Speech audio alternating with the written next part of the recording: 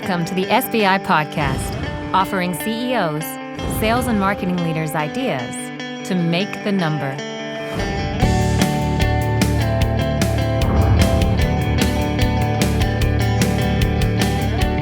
Hello, and welcome to SBI's weekly podcast. My name is George Delos Reyes, and joining me is Matt Shears. We are with SBI, a sales and marketing consulting firm dedicated to helping you make your number. On today's show, we're going to discuss a topic critical to building your strategy and making your number. Today, Matt and I will be discussing the who, what, how, and why of market research. So, Matt, all our listeners would agree that market research is a critical activity. To win in the marketplace, you need to understand your industry. Yep. You need to understand your competitors, and you need to understand your customers. But in our work with clients, we find that the definition of market research varies from company to company, and how to go about it varies as well. So why don't you give the audience our definition of market research? Sure, George. As you mentioned, market research provides a deep understanding of the market, your industry, competitors, and customers. But great market research goes a lot deeper. It includes deep analysis and understanding of your accounts, your buyers, and your users. Going deeper helps you differentiate your strategy from your competition, prioritize your accounts, align your strategy with buyer needs, and address user problems with your products and solutions. The net result of this type of market research is strategic alignment with the external market, the key definer of a level 5 company on the revenue growth maturity model. Our CEO, Greg Alexander, recently interviewed Chris Perry on SBI TV. Chris is the president of Global Sales, Marketing, and Client Solutions for Broadridge Financial. And in the following clip, Chris is going to explain the importance of market research and how having the customer lens is the key to objectivity. Let's watch Chris and Greg's exchange. Let's presume a CEO can create this powerful alignment I spoke about. Okay. And get almost their mafia of execution from their disciplines to deliver amazing results. Where's the objectivity in the equation? And I think the most important dimension of what you're just asking about is the customer experience, customer insight monitor. You've got to create, again, proof points that come in from independent, objective assessment of the customer's view. That can be of ongoing products. So one of the things at Broadridge that you mentioned, thank you, in that very kind opening was 98% retention rate. Yeah. It is substantive. Every associate in the organization has a part of their compensation tied to the customer acceptance. Everybody. Wow. It is basically part of the service profit chain that we run the business based on. And it's really quite powerful. But the ability to get customer experience objectively brought in is a tool by which what is typically the chief customer officer who is running sales and marketing has to have this tool.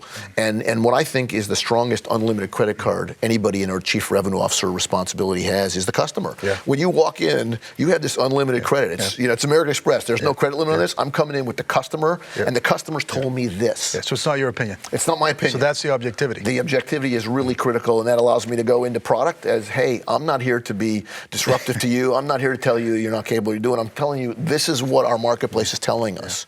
What are we? We is really important in a lot of these conversations. Going to do to make a difference around this data set. So, as you could see from Chris's time with Greg, this whole concept of external alignment to the marketplace and the rigorous approach that they take at Broadridge for market research is incredible. What we found from listening to that is that if you want to get to level 5 on the revenue growth maturity model, you have to be aligned to the external market, and you have to be aligned against those 4 dimensions of markets, accounts, buyers, and users, George. Absolutely, Matt. And it's clear that if you want to get your strategy right, you need to listen to the marketplace, as Chris and Greg discussed. Yeah. And robust and rigorous market research is the path. Yep. I'm reminded of something that Fred Florjanik, chairman of Ramsey Industries, said on the topic of the CEO leading the conversation on market research. Our CEO, Greg Alexander, caught up with Fred on a recent podcast interview. Here's what Fred had to say. The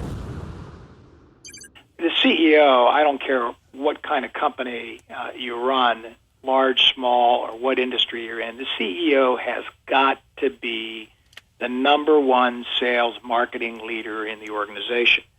And has got to be out front and with the customer. The customers are key, and has to understand the marketplace, how his company or her company competes, the competitive position that they're in.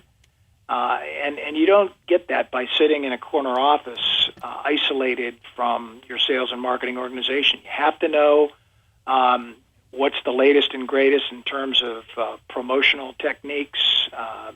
Today, social marketing is very important. You got to understand your products as how the customers view those products and services. So you got to be out front, and there's no excuses not to do that. From Fred's perspective, as you can tell from the interview, as chairman, he expects the CEO to drive the conversation on market research, and even rolling up his sleeves and getting his hands dirty. I want to shift gears a little bit here. And we've been talking a lot about the revenue growth maturity model in recent episodes and earlier in the show. Definitely germane to our conversation on market research, so I want to remind our listeners about it. There are 5 levels to the revenue growth maturity model. So let's kind of walk through them really quick. Okay. So level 1, we call this chaos. In level 1, a corporate strategy exists. It might be written and sometimes formally published. And at level 1, functional strategies do not exist. No one in the product, marketing, or sales areas has a defined roadmap on how they will achieve the corporate goals laid out by the CEO. And as a result, these organizations operate in an environment that is neither stable or predictive. Yeah, and I would think in organizations like that, as we've seen, acquisition cost for a customer, incredibly high, lifetime value is low, and the probability of making the number, if you got a coin, just flip it and let's see what happens. I would say even worse. In level 1, companies don't even know their acquisition costs. Yeah. They can't even measure it, right? They don't even know how to measure it. So it's definitely a place you don't want to be. Okay. So level 2, we call this defined. In level 2, a company has both corporate and functional strategies in existence. And they're typically produced annually by the executive team. But they're usually created in silos and then go on a shelf until the next year's planning meeting, right? Although an improvement over level 1, the problem with level 2 is that the strategies are rarely referenced to drive decisions throughout the year. Worse, no one beneath the executive team are familiar with the strategies. And although success occurs from individual to individual or even from team to team, it's hard to repeat and sustain. Yep. How about level 3, Matt? Well, level 3, we're in what you call implemented. And so these companies, they have defined corporate and functional strategies. And each level in the organization, they understand their strategy, they abide by it, and it's getting driven. The challenge with this level, George, is it's siloed. So envision the fact that you're the marketing leader and you're working on what you're working and your team is following you, but you're not in alignment with sales. And sales isn't in alignment with product. So the wheels are spinning, but unfortunately they're not all spinning in the same direction. So we always hear the sales leader complaining about the leads coming from marketing, or marketing saying, hey, the leads that I'm generating, sales is not doing anything with them. Yes. So I mean, it's a classic symptom of a level 3 organization, right? Yeah, no question. Yeah, whose fault is it we missed the number? Yeah, that's right. It's that happy marriage between sales and marketing. Yep. All right, so let's talk about level 4, Matt. This is what we call managed. At level 4, a company has solved for the problems plagued by a level 3 limbo, as I like to call it. Not only do all the strategies exist and drive action on the functional level, they are also aligned to each other. Level 4 companies have achieved internal cross-functional alignment. And as a result, functions are operating in unison to support the corporate strategy.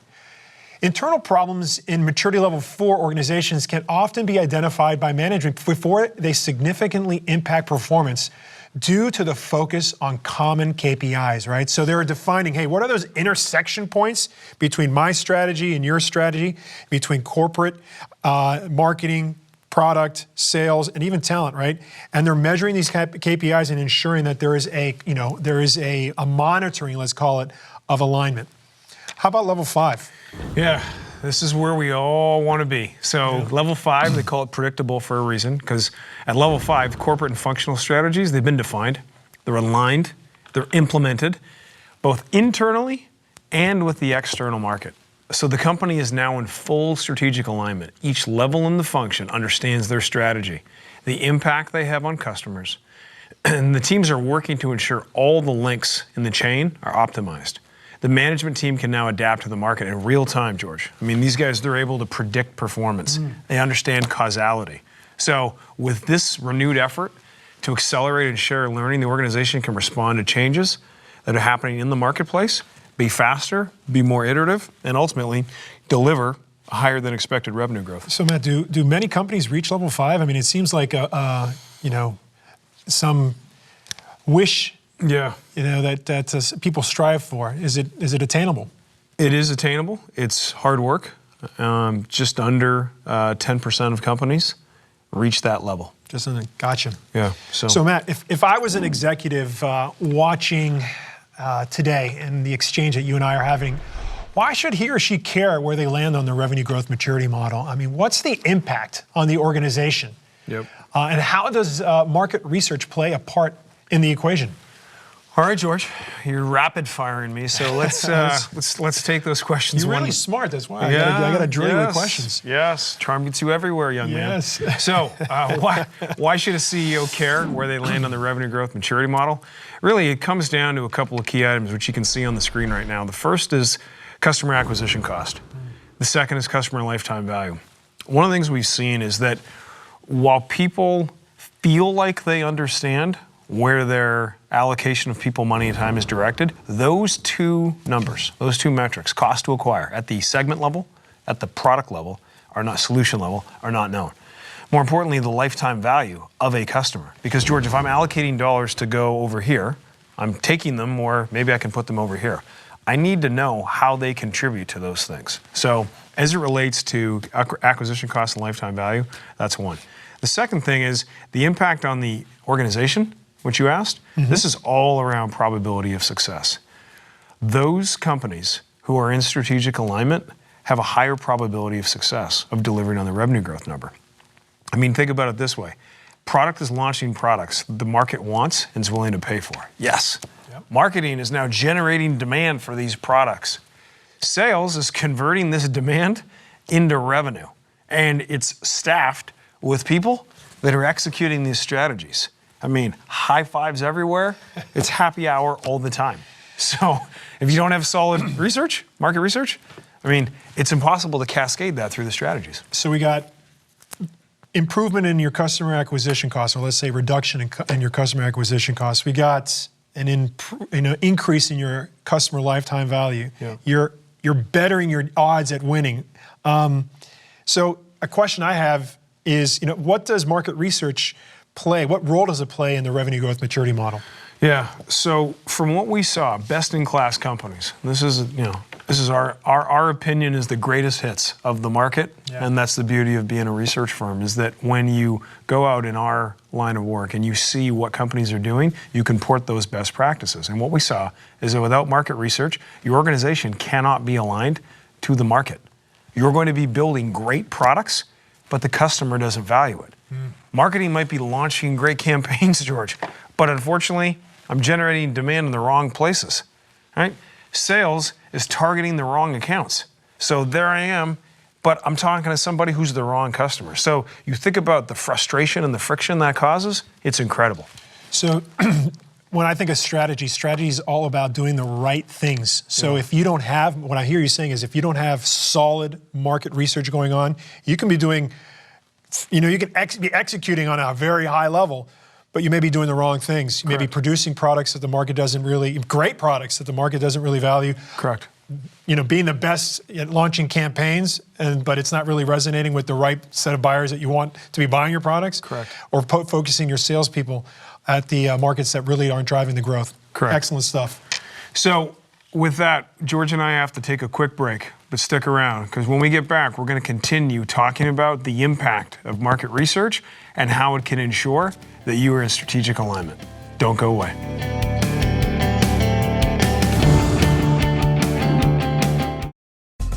Each day, you receive hundreds of emails, tons of text messages, countless telephone calls, and sit in too many meetings. How do you find ideas to make the number with all this noise? The SBI blog filters all this nonsense for you and presents only first-rate ideas to make the number. Simplify your life. Subscribe to one blog and read the best content. Go to salesbenchmarkindex.com and subscribe today.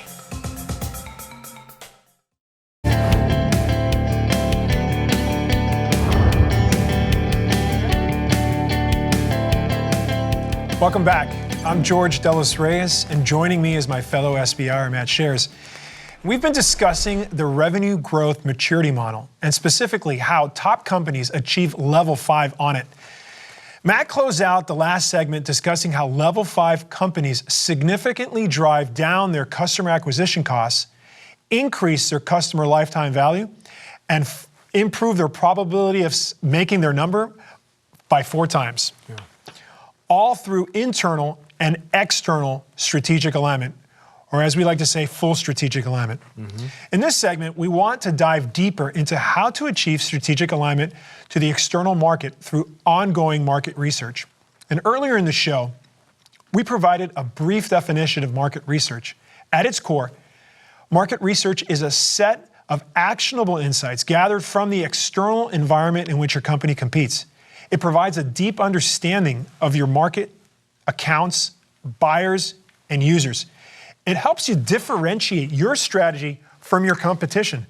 It helps you prioritize your accounts, align your strategy with buyer needs, and address user problems with your products. And done well, market research provides the external context to enable executives to make smarter decisions on how to allocate their resources, their people, their money, and their time.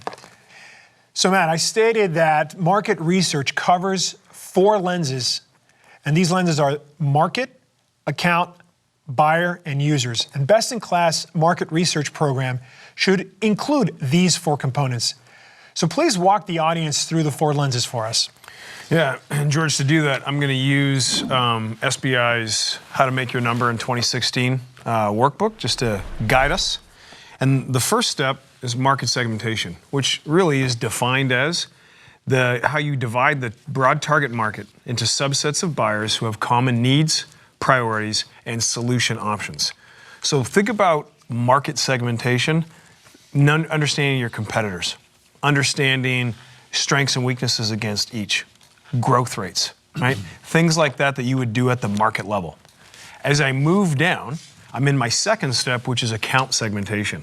This is all about understanding which accounts inside my market are going to generate the most revenue in the least amount of time.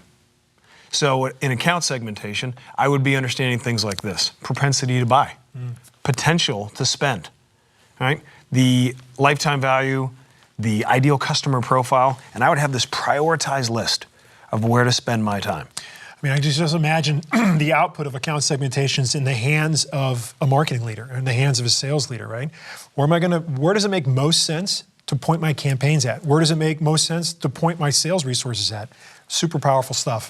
I would take it one step further. If you ran marketing and I ran sales, I would take my top 100 counts. When I was done account segmentation, I'd walk over to you, I'd knock on the door, I'd say, hey, here's the top 100 accounts. How much of your overinflated budget are you going to point at generating some demand? But that's what I would say, because I like to pick a fight. You really don't like marketing that much, my friend. No, in that scenario, I didn't. Okay, you and I are in strategic alignment, so I like you. So staying on this path, buyer segmentation, this is all about understanding how buyers in your accounts make purchase decisions, George. So the output of buyer segmentation, you'd have things like personas, right? A fictional representation of who your customer is. You'd have a buying process map. How do they buy? What do they read? How do they consume? What questions are they asking? And the critical success factors.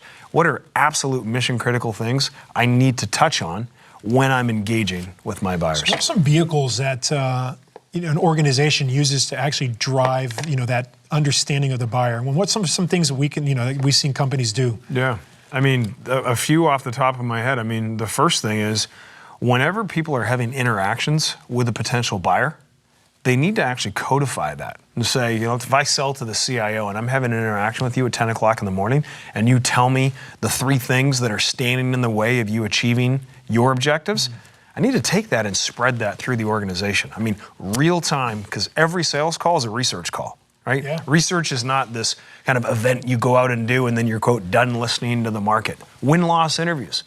George, we go on a sales campaign, you choose the bad guys, I lost that deal. The opportunity to understand how you bought, maybe how the director of IT bought, what was important to different people in that sales campaign is another great way, real-time way.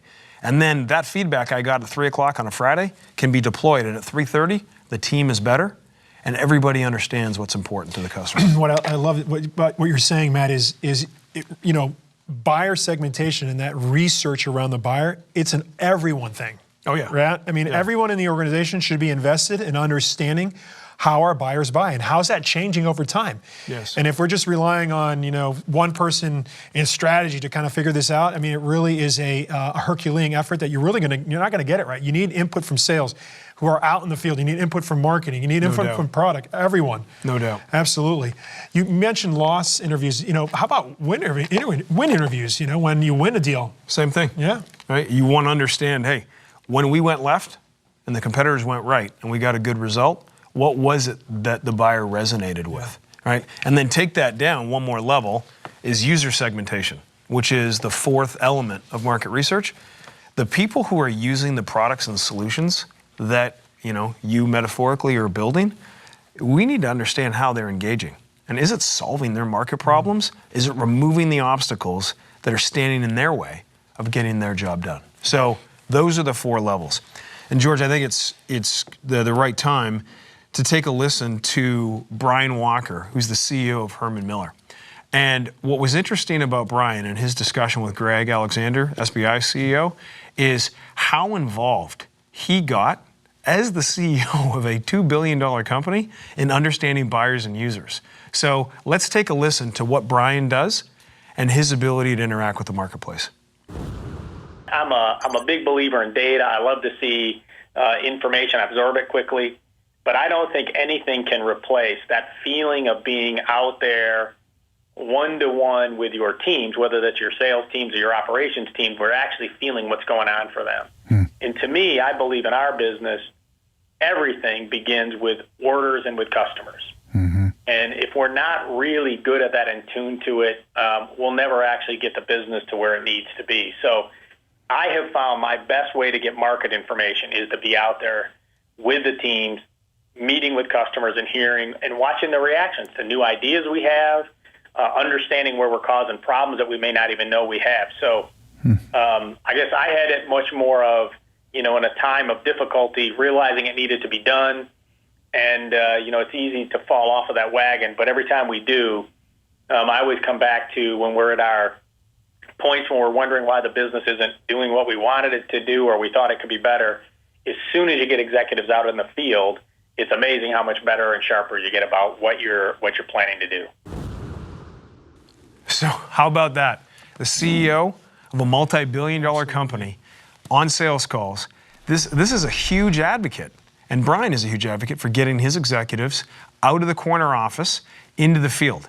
And this is a reason why, for some of Herman Miller's success, 100 years of business, it's a process like this and reacting to the market that makes it so important. I just love how he pushes his executives to get out in the field. I mean, that's a huge benefit, and I use testament to him as a leader, right? To really be the guy who's driving market research by pushing, again, his sales leader, his marketing leader, his product leader. Let's get out in the field, listen to what the buyers are saying, and let's understand what the marketplace so we can, be better, to compete better and to win against the competition. Well, I think the last thing I would say, George, on that is the way Brian led from the front, leading from the front, and sort of allowed the market feedback to speak to him and say, listen, team, this is a shift we need to make. This is something we need to be doing. So I thought that was really interesting. Excellent. So right now, George and I have to take a short break. But when we come back, we're going to talk about this whole concept of market research and who should own it. So stick around. You won't want to miss it.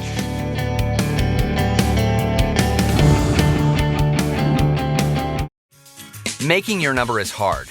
Your problems are complex. Complex problems need complex solutions.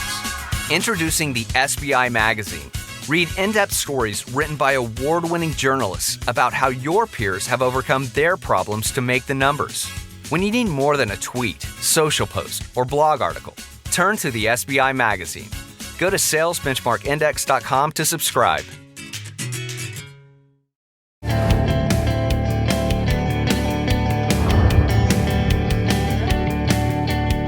Welcome back. I'm George Delos Reyes, and I'm joined by my colleague Matt Shares, and we've been talking about market research as the cornerstone to achieving strategic alignment to the market. In the last two segments, we discussed how market research drives alignment to the external market, and how this alignment defines the top 9% of organizations who reach level 5 on the revenue growth maturity model. Our research shows that these level 5 organizations have reduced their customer acquisition costs by upwards of 30% over their level 1 competitors, and increased their customer lifetime value by nearly 26%. So by now, you should all agree that achieving level 5 on the revenue growth maturity model should be the goal. And in order to get there, you need to perform robust market research and align your strategies to the external market. In this segment, we want to answer two questions. One, who should own market research? Who owns that process? And secondly, how should the information be disseminated across the organization? So let's tackle the question number one first. Matt, who should own market research? Well, the CEO is ultimately the owner, George. That's it. In some organizations, you'd have a head of strategy, typically larger companies, who the CEO would lean on to do the research, the planning, defining, articulating, updating, presenting. They can be a neutral party because it's not the product leader doing it going, oh, this is what it looks like, with a tilt, or marketing doing it with a tilt, which we see in some organizations. Everybody's got somebody who goes off and does it. But ultimately, the CEO owns it. He is the person, or she is the person, that when push comes to shove, owns the allocation of three things: people, money, and time, and setting the strategy for the company. So if you're a CEO, you're definitely not delegating this responsibility. Somebody may be doing the legwork for you, but you're directing it, you're telling it, you own it ultimately. And I'm sure the board or investors are going to look to you, not the head of products of strategy or whoever else you may be leaning on to do it. They're going to look to you for the strategic vision and understand what the market is saying. Correct. And, George, some people go, well, geez, I don't have a head of strategy. Okay, well, in the case that there isn't a VP of strategy, the owner of market research would depend on how the organization has chosen to differentiate in the marketplace. The competitive advantage, if you will, and how you chose to win might determine who inside the organization the CEO might lean on more to go out and get that done. But ultimately, the ownership always comes back to the chief executive, because that is their job, to set strategy. So companies can differentiate usually by just three ways: product, price, or customer experience. So give us some examples of, if I say I'm a company and I've chosen to differentiate on product, how does it look like in a company like that? Yeah, so if you're differentiating on product, you've got a product marketing team that is spending time, and a product development team. They're talking to users, they're talking to buyers, they're thinking about market problems and what's coming up. They're bringing back that information. They're laying it out for the CEO, because you've chosen that if you're building this and putting it on the truck, and this is how we're going to win. This is a choice we've made. This is the information. This is what I think we should do next. Now, the CEO, with that information, ultimately needs to make the call. They need to make that call in the context of, it's going to cascade down to marketing, sales, people, but that would be an input into me as the CEO in that scenario. So in some companies that choose to differentiate on product, the product leader would, do the work, let's say, of the market research, and the CEO would be, really tight with that guy. Okay, how about a company that wants to differentiate on price? Who would own that? Well, you think about your operations team, right? Your service team, sort of thinking about the supply chain. Where is the waste?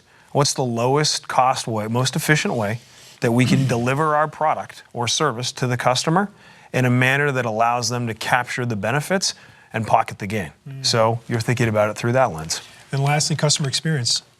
Well, this comes back to the example of, if you got people at the forefront and you're betting on client intimacy, you're the Ritz-Carlton of whatever industry that you're in, from me walking out behind the desk to give you the room keys, to the way it smells when I walk in the room, the experience and the interaction and the smile you get from my people. So I'm listening to my people.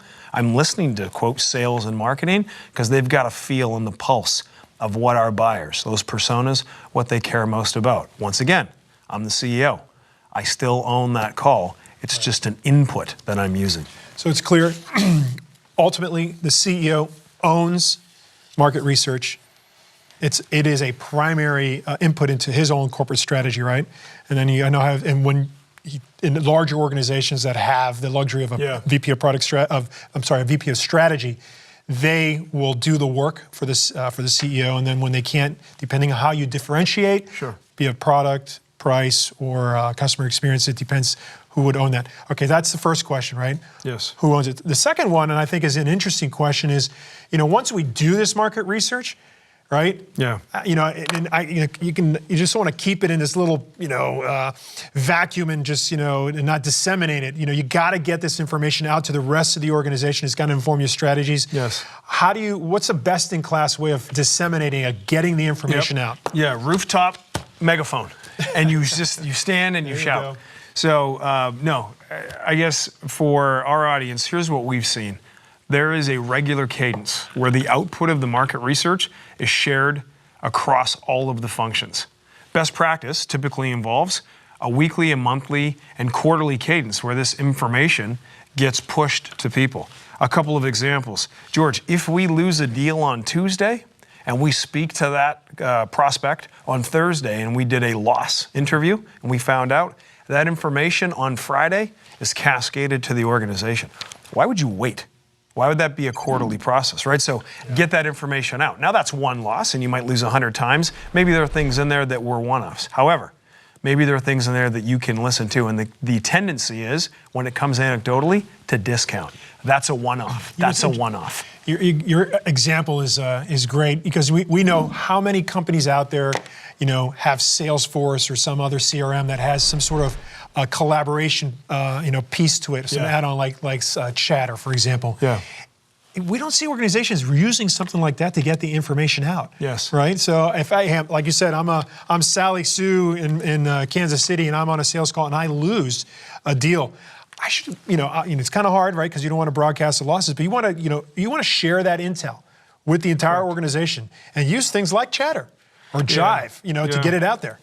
So one of the challenges that we see that impacts both informal and formal feedback loops, George, is self-preservation. Yeah. If the CEO has not created a culture where losses can be shared, and I'm worried because someone's going to say, well, George lost that deal, and because of that, George is going to potentially get written up and potentially lose his job. At the end of the day, as somebody working in the organization, you would fear. So you hold that back. When you win a deal, you celebrate. When you lose, you hide. It actually should be reversed. Flip the mental model. When you lose, celebrate the loss. Why? Because you acquire new capabilities from the losses by going, I can extract this, I can extract this. From the wins, everybody wants to talk about the fact that, well, I think you were 9'5" and you were bulletproof. Well, you were 10 feet 2, and you were even more bulletproof. And then some guy jumps in and goes, well, I was 11'4". And we all have a bulletproof hurrah, as opposed to saying, hey, guys, we're going to learn more from the loss. So, George, my opinion on how to get this out frequently, weekly, monthly, quarterly, in a manner that comes from multiple places: wins, losses, prospects, customers, competitors, former clients, new hires, market research like independent third-party associations, multiple places, and you want to share it quickly and frequently, and then you want to react to it.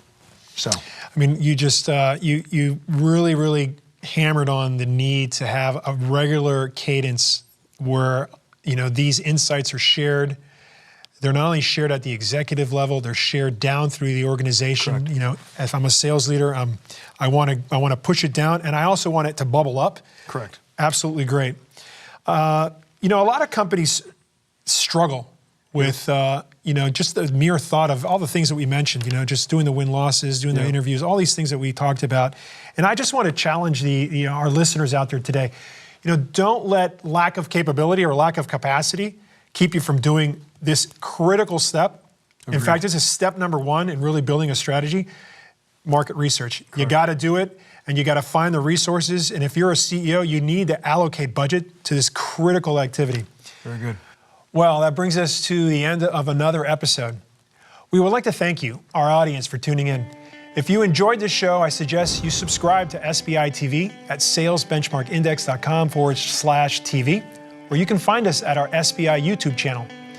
We have some outstanding guests confirmed for future episodes that you will not want to miss. So until next time, we wish you the best of luck as you try to make your number. This has been the SBI Podcast. For more information on SBI services, case studies, the SBI team and how we work, or to subscribe to our other offerings, please visit us at salesbenchmarkindex.com.